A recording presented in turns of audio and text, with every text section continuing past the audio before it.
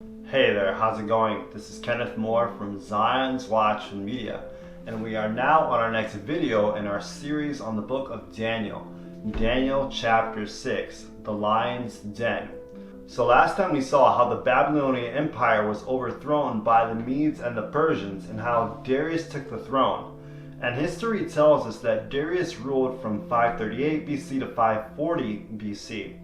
And it is in this time frame of these 2 years that this story of Daniel chapter 6 takes place. Let us start reading.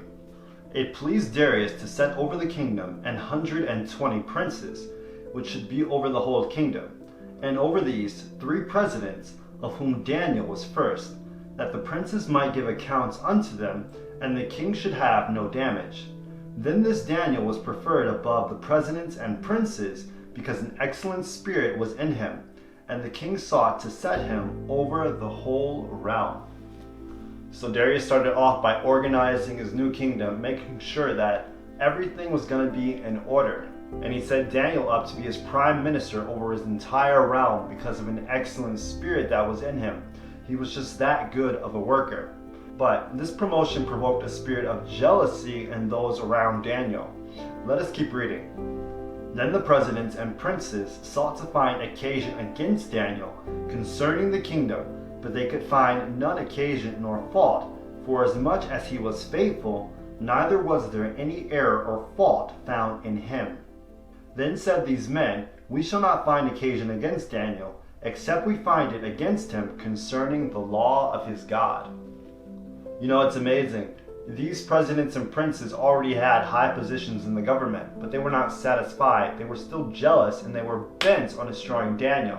This is because, you see, when Christ is not abiding in the heart of an individual, there is no true satisfaction. You will always want more. You will never be satisfied. So these presidents and princes started spying on Daniel, trying to find some dirt in his life. But you see, the thing was, Daniel was so faithful that they could not find anything wrong in his life. Amazing. A politician with nothing wrong in his life. From the big things of life even down to the small things of life, Daniel was faithful. And it was his faithfulness in the small things that enabled him to have his high position. He that is faithful in that which is least is faithful in much, the Bible says. Now these spies came to the conclusion that if they weren't going to find anything wrong in his life, they were going to make something wrong in his life. They were going to bring his religion into conflict with the state. Let us keep reading. Then these presidents and princes assembled together to the king, and said thus unto him, King Darius, live forever. All the presidents of the kingdom, the governors, and the princes, the counselors, and the captains, have consulted together to establish a royal statute, and to make a firm decree, that whosoever shall ask a petition of any god or man for 30 days, save of thee, O king, he shall be cast into the den of lions. Now, O king, establish the decree, and sign the writing, that it be not changed, according to the law of the Medes and Persians, which altereth not. Wherefore King Darius signed the writing and the decree. These men came up with an idea that no man was allowed to pray to any god or ask a petition of any man for 30 days. If they had a request, they had to ask it to the king. And if one was to pray to their god, they would have to be thrown into the lion's den. Notice here the hypocrisy of these men. Under a cloak of flattery, they came to the king and seemed to be in support of him. But in all actuality, they were actually undermining his government and trying to destroy one of his best workers. Notice this point as well. They didn't ask that just praying to the Hebrew God be forbidden, but to all gods be forbidden. That is because if they had just singled out the Hebrew God, the God of Daniel, the king would have noticed their plan and he would have never gone along with it. These presidents and princes hated Daniel so much that they were even willing to reject their own heathen gods and religion. Now, with the king being fooled, he signed the decree and put the law into effect. Now, when Daniel knew that the writing was signed, he went into his house, and his windows being opened in his chamber toward Jerusalem, he kneeled upon his knees 3 times a day, and prayed and gave thanks before his God, as he did aforetime. So Daniel finds out about the decree, and he knows the real reason behind it. He knows that these men are trying to destroy him. But what does he do? He changes absolutely nothing in his life. He is steadfast, and he continues to pray to God 3 times a day with his windows open.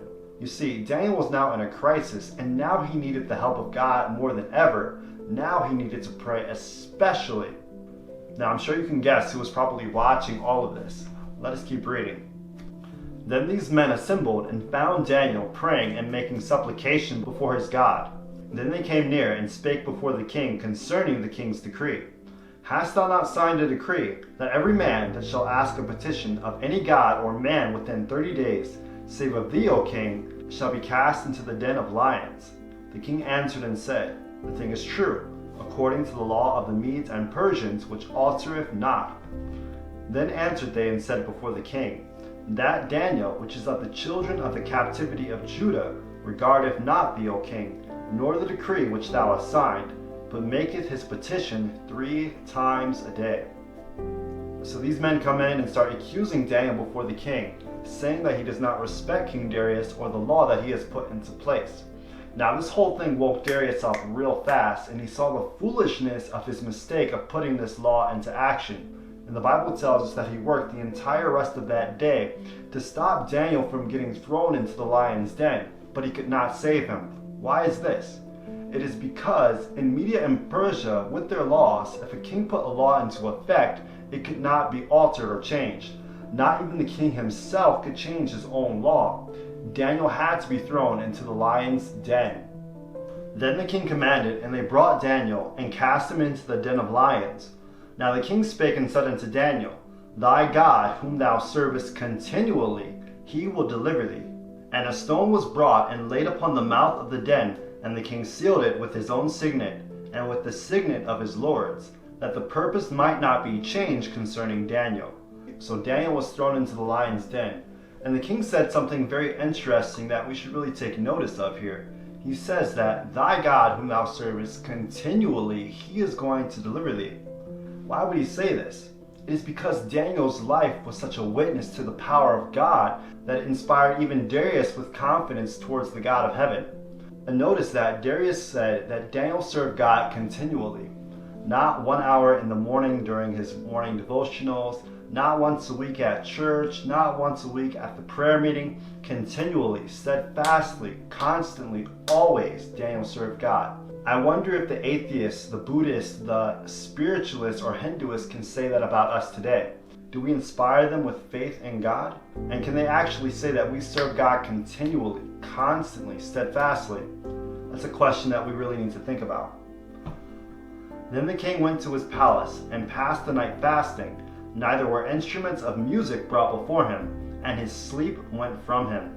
Then the king arose very early in the morning, and went in haste unto the den of lions. And when he came to the den, he cried with a lamentable voice unto Daniel. And the king spake and said to Daniel, O Daniel, servant of the living God, is thy God, whom thou servest continually, able to deliver thee from the lions? Then said Daniel unto the king, O king, live forever. My God hath sent his angels, and hath shut the lion's mouth, that they have not hurt me. For as much as before him innocency was found in me, and also before thee, O king, have I done no hurt. Amazing. Daniel's faith in God actually saved him from the mouth of the hungry lions. This was a joyous occasion for the king and Daniel.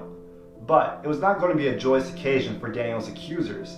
The Bible says that the king commanded, and they brought those men which had accused Daniel, and they cast them into the den of lions. Them, their children, and their wives, and the lions had mastery over them, and brake all their bones in pieces wherever they came at the bottom of the den. You see, the very decree that these accusers had put into place to destroy Daniel ended up being reversed on them. The Bible says in Proverbs, the righteous is delivered out of trouble, and the wicked cometh in his stead. Now there are lessons in this story that we cannot miss. In the book of Revelation, we are told of another accuser, one who accuses God's people day and night before God. He is known as Satan. And the Bible tells us of how at the end of time, he will use the governments of our world to bring in legislation or laws against God's people, bringing into conflict the law of God and the law of man. And if one does not come into harmony with the laws that these governments put into place, they must face a death decree. All will have to make a choice then, like Daniel did. Will I serve the laws of man, or will I serve the law of God? But as in the case of Daniel, God will have a small faithful remnant who will remain loyal to him and who will serve him continually. They are described in Revelation chapter 14 verse 12. Here's the patience of the saints. Here are they that keep the commandments of God and the faith of Jesus. Now there's also another point in this story that we really need to catch. Like the accusers in the story of Daniel, Satan at the end of time will have his accusations and his work flipped against him. Let me explain. From the beginning, Satan has been tempting man to break God's law and has been accusing man before God, saying that he deserves death. And while this is true that man has broken God's law, through faith in the death of Christ, man is accounted righteous and Satan's accusations are proved false.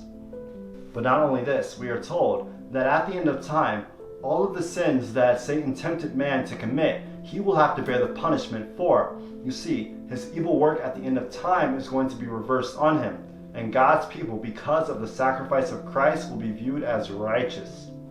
These are just a few of the lessons that we find in the story of Daniel in the lion's den. I encourage you to go search out more because there are many.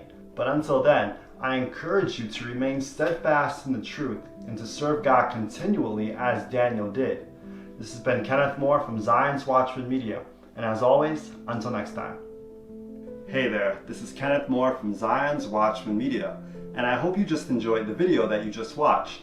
If you want to learn more, be sure to subscribe below and to click on the bell so that you get notifications to all of our latest videos. And we will see you on the next one.